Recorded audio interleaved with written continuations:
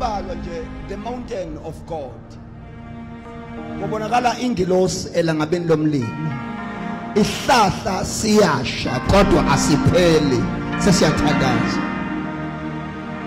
Uthi uMose ke akale phambukeke manje. Ngiyabona ukuthi yini lena engiyibonayo. Lesihlahla siyasha kodwa sipheli. Kodwa into la esinikeza i-background yalendaba yami ukuthi the bush was on the mountain of God. Uyaqamba zonke izihlahla ezisentabeni kaSomandla uma sekhona imlilo noma zingasha kodwa iphele. Kunamala bathakathi bese siyamthakatha kodwa kawe siyamqalekisa kodwa kapheli. Izihlahla zasentabeni kaSomandla. I just wanna say, Father, thank you now.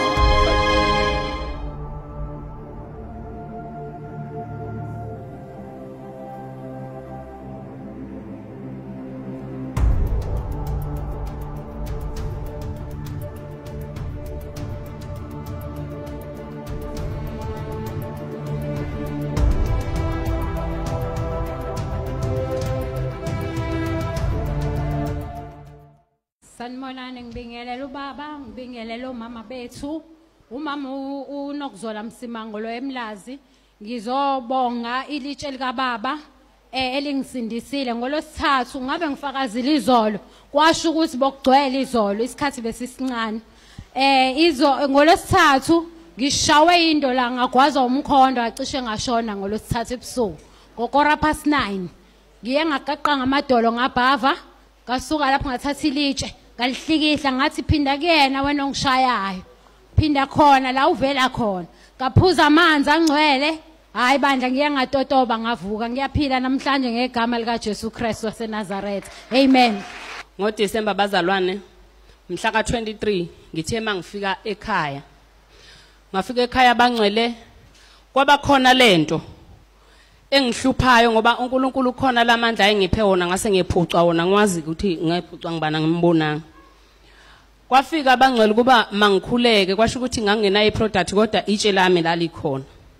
Ngafika ekhaya ngathi ingane ithatha amanzi ngebhakede ngafaka itshe lami ngakhuleka ngafaka ummese ngaphuma lapho ngachela igcike lonke ngaphuzisa wonke umuntu osegcekeni.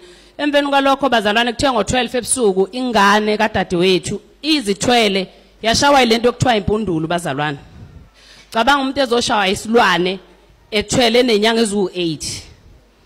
Ngathatha itshe lami ngambambisa lona. Sakhuleka bangcwele wakhashaza, waphuma uma wakhe wabaleka ngasala mina naye. Wakhashaza amaqede wathula kwangathi uyaphela ezandleni zami. Ngaphuma bazalwane ngame eminyango ngabheke ezantsi ngathi uNkulunkulu kaBaba umprofeti uma ngabe hamba lo mntwana mina sengumemezile kuyosho ukuthi awukho. Ngasuka lapho bangcwele ngahupha uma wakhe ngoba wayesebaleka ngazi noma ingqondo ayisihamba. Ngithe ngibuya ngabuya abangena abaphambana nathi usebatshela ngibambeni kahle niyangilimaza usephaphamile bangcwele. Samthatha samisa eclinic. Eclinic bamdlulisela esibhedlela. Esibhedlela kwafika kwathiwa uzohlinzwa akhishela umntwana ngoba kuyabonakala ukuthi lento usho ukuthi udlikize kakhulu. Ngathi mina asoza hlinzwe umntwana nje udadewethu asoza hlinzwe. Mina bazalwane ngahamba ngayongena ngayothatha ugcobe healing hour emsebenzini bangethi igama bathi untombi yogcoba ngoba bekubona ebenguzeli la. Ngozalwane makukhona la ungene khona kwaba khona ophuma nakho liyashintsha igama. Amen. Lashintsha abazalwane lami igama ngiphumela. Ngangena la ngisempini ngathi mangiphuma la yafike yafela impi yalanyulo. Wahamba umntwana esibhedlela wafika masithi siyombona kusasa kuthiwa akase kusedluliselwe MPA. MPA asamthola ocingweni. Kuthe makufanele ukuthi awuhlinzwa wathi udokotela no angizukwazi ukumhlinza kuzofanele izoyiphumela lengane yeba akaboni lutho kodwa yona izophuma. Ngahamba ngisuka esibhedlela ngedlula kaNongoma eoffice.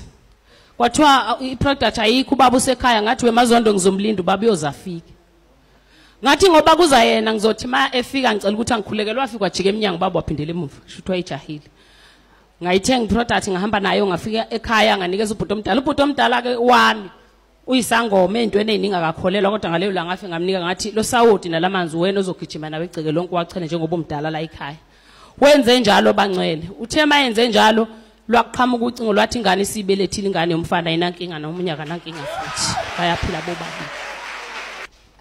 I greet the congregation in the name of Jesus Christ. Ngibingelela inkosi yama healing hour Prophet S.E. Ndwandwe kakhulukazi. So you guys, I joined this congregation in November last year. Story City, I was an intern kwaMasipala kaWard for 2 years. The internship yami bizophela end of this month. So ngijoin alana kokhulekwa actually. So prophet wa prophesy wathi nofuna umsebenzi kwaMasipala uzothola. Fast forward to Monday lo siphuma kona ngiqashiwe kwaMasipala. Enye into ke yonke bengisaba ukuzala like totally nje like ngiyabasaba abantu but lento ekhulunywe uBishop uBM Thelezi it hit home because guys prophet like he's assigned into our lives for a reason. Mina sengiyakholwa namhlanje ngoba yeah ngiyabonga guys. Ayibonga inkosi bazalwane uMam Doris lo eWard 65 eBellington. Ngifuna ukusho ukuthi bazalwane uNkulunkulu ukhona kuleli bandla. Ngizibonele nje ngifika ngivisitha ngiyaqala nokufika la ekhaya. Kulela sonto kuduma izulu ngimbone echela. Ngithi hawu wachela lona wenzani? Uthi wema ngiyachela la ekamereni. Achela. Uma ngilele ebusuku kufika ubaba uNdwandwa ngimazi ngiyaqala nqa umbona umfundisweni.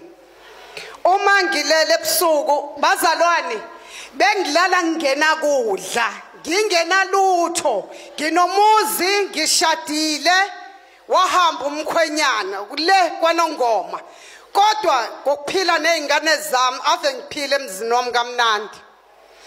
Uma ngivuka ngekhasino ngivuka ngithi angeke ngekhasino lengane ichelile ngifuna ukubona kahle. Ngifuna ukusho ukuthi ubaba uNdwandwa ningamphoxi la ebandleni. Uma ngivuka ngekhasino bengeke ngithatha u800 nje ngihola u2000 emsebenzini bengiyisupervisor ngaxoshwa kwathi ngibuyele ekitchen ngiyopheka ngisebenza kwaMasipala. Uma ngixoshwa ekitchen bathi abantwana hayi sokhipha wena gogo ngoba usugugile ngaphuma ukuba usupervisor ngayopheka. Uma eqeda ukuchela umfana wami uma ngivuka ngomgqibelo ngithi angeke ngiye ekhasino ngengibheka ukuthi inhlanhla kaNdwandwa iyawela yini kumina. Alibonga igama lenkosi. Uma ngifika ekhasino ngidlale ngo500 lalelani xoxela imfihlo. Akithi uchelile umfana ngimane ngashaya nje 15,000.